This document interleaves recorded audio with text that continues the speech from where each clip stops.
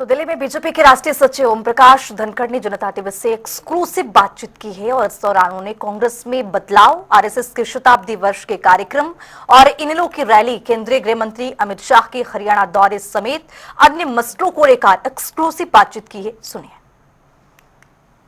BJP के राष्ट्रीय सचिव ओम प्रकाश धनखड़ जी हमारे साथ बात करने के लिए मौजूद हैं। सर, बीजेपी की बात की जाए या फिर प्रधानमंत्री की बात की जाए, आरएसएस के जो शताब्दी वर्ष है उसके कार्यक्रम में आज वो शामिल भी होते हुए जो है नजर आए हैं। किस तरीके से पूरी 100 वर्ष की जर्नी को आप देख रहे हैं?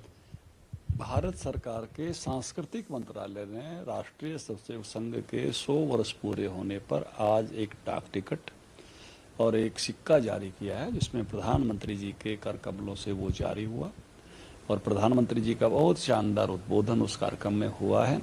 और संघ की 100 वर्ष की यात्रा पर प्रधानमंत्री जी ने बहुत शानदार बातें कही है। उन्होंने कहा कि सामान्य से असामान्य। उन्होंने कहा कि जैसे एक प्रजापति सामान्य मिट्टी लेकर और बर्तन बनाता है, खुद भी तपता है और बर्तन को भी तपाता है और एक नया स्वरूप खड़ा कर देता है, ऐसा स्वरूप खड़ा करने का काम संघ में हुआ है। और उन्होंने कहा कि ये जो भारत की मूल चेतना है, ये मूल चेतना का ही 100 वर्ष पूर्व संघ के रूप में एक पुनर्अवतरण है। बीच बीच में वो इस प्रकार के अपने नए स्वरूपों में आती रहती है। तो इसलिए संघ ने समाज के हर क्षेत्र में काम किया है और शानदार काम किया। इस मौके पर दत्तात्रेय होसबोले जी भी जो है इस मौके पर उपस्थित थे, संघ के सहकार्यवाह, और उनका भी बहुत शानदार उद्बोधन संघ की यात्रा पर था। और संघ के 100 वर्षों का अगर आप काम देखेंगे तो भारत में जो है हर क्षेत्र में संघ से निकले हुए स्वयंसेवकों ने या उनसे जुड़े हुए संगठनों ने जो संघ की प्रेरणा से बने, वो अपने अपने क्षेत्र में अग्रणी संगठन है। पॉलिटिकल क्षेत्र ही आप देखो, बीजेपी में स्वयंसेवक आए, आज दुनिया का सबसे बड़ी पार्टी है। विद्यार्थी परिषद में गए, यशवंतराव केलकर जी ने प्रारंभ किया, आज विद्यार्थियों का सबसे बड़ा संगठन है। आप देखिए किसान संघ, किसानों में सबसे बड़ा संगठन है। दत्तोपंत ठेंगड़ी जी मजदूर संघ, किसान संघ, स्वदेश जागरण मंच उन्होंने शुरू किया। मजदूर संघ मजदूरों में सबसे बड़ा संगठन है। वनवासियों में वनवासी कल्याण आश्रम सबसे बड़ा सेवा का संगठन है। शिक्षा में विद्या भारती, शिक्षा भारती सबसे बड़ा उस प्रकार का संगठन है। आप जो है समाज के हर क्षेत्र में राष्ट्रीय पुनर्निर्माण के काम में स्वयंसेवक लगे और 100 वर्षों की यात्रा, वहीं एक गीत गाया गया था जिसका उल्लेख प्रधानमंत्री जी ने कहा, ये शून्य से 100 की यात्रा है। 100 एक तरह से पूर्णांक भी है। तो ये यात्रा कैसे शून्य से शुरू होकर अपने एक पूर्णांक तक पहुंची है, एक शानदार यात्रा। इसमें आगे की अपेक्षा आकांक्षा भी है, ये यही पूर्ण नहीं होती। एक विकसित भारत, एक वैभवशाली भारत, एक का सपना सबके मन में है, उसी पर यह यात्रा आगे चली है, आगे बढ़ी है।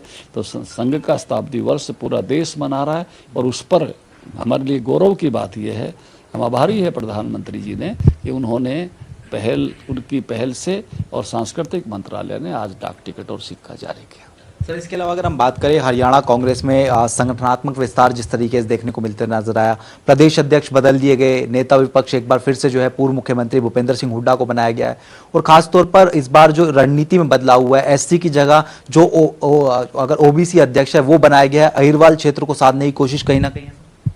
देखिए, हुड्डा साहब तो अघोषित थे, तभी वही सीएलपी लीडर थे, अब घोषित सीएलपी लीडर हैं। जहाँ तक बीसी का विषय है, मुझे लगता है कोई वैकेंसी है नहीं। जहाँ अहिरवाल से भी हमारे पास केंद्रीय मंत्री है, 2 राज्य सरकार में मंत्री हैं और ओबीसी से ही बीसी से हमारा मुख्यमंत्री आता है।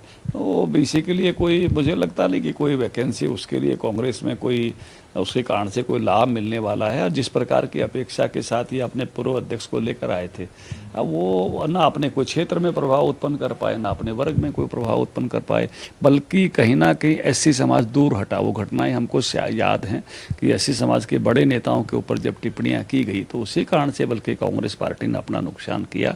तो ये मुझे नहीं लगता कि इससे कोई बड़ा बदलाव, बड़ा परिवर्तन होने वाला है। और अहिरवाल के लोग बीजेपी की पॉलिसीज से भी खुश हैं, पार्टिसिपेशन से तो खुश हैं ही हैं, पॉलिसीज से खुश हैं। पानी पहले से बेहतर मिलने लगा है, जल प्रबंधन अच्छा किया है हमने, बाजरे की और सरसों सबकी अच्छी खरीद की है, नहीं तो भावांतर भरपाई से पैसा दिया है, लोग खुश हैं। मेरिट पर नौकरियां दी हैं, लोग खुश हैं, नहीं तो भेदभाव होता था। तो ये सब इलाके में जो खुशी की लहर है वो पार्टी की पॉलिसीज के कारण भी है। इसलिए कोई बहुत संभावना है उस प्रकार की बदलाव से कांग्रेस को कोई लाभ मिलेगा, मुझे लगता नहीं है। क्योंकि सभी स्थानों पर वहाँ बीजेपी अपनी पूर्णता के साथ है और अपनी मैं कहूँगा कि अच्छाई के साथ है।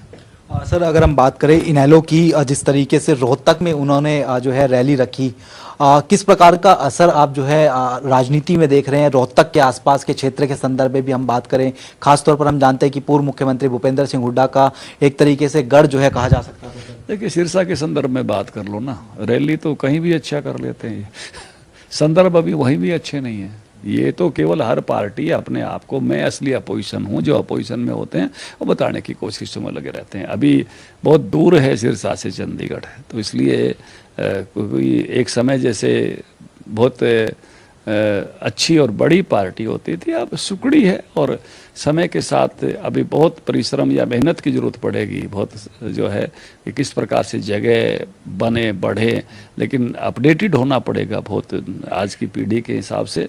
तो अभी तो मैं कहता हूँ कि चंडीगढ़ दूर है। सर केंद्रीय गृह मंत्री अमित शाह भी जो है हरियाणा के दौरे पर आएंगे 30 तारीख को। रोहतक की बात की जाए या फिर कुरुक्षेत्र दौरे की बात की जाए, कितना असर पड़ेगा सर? देखिए, वो हमेशा आते हैं, उनका दौरा जो है ऊर्जा दे के जाता है। वो अब कानूनों के लागू होने के बाद जो बदले थे कानून, जो है भारतीय संहिता बनी है जो है वो उस नाते से, और उसके साथ साथ वो विट्टा का जो हमारा प्लांट है, जो वो कोऑपरेटिव मिनिस्टर्स भी हैं, ये कोऑपरेटिव डिपार्टमेंट में आता है, और खादी से जुड़े हुए भी कुछ कार्यक्रम हैं। गांधी जयंती का मौका है, तो उस नाते से सब चीज़ें एक तरह से उनके साथ, उनके आने से, उनके होने से, उनकी यात्रा से एक शानदार असर हरियाणा पर आता है।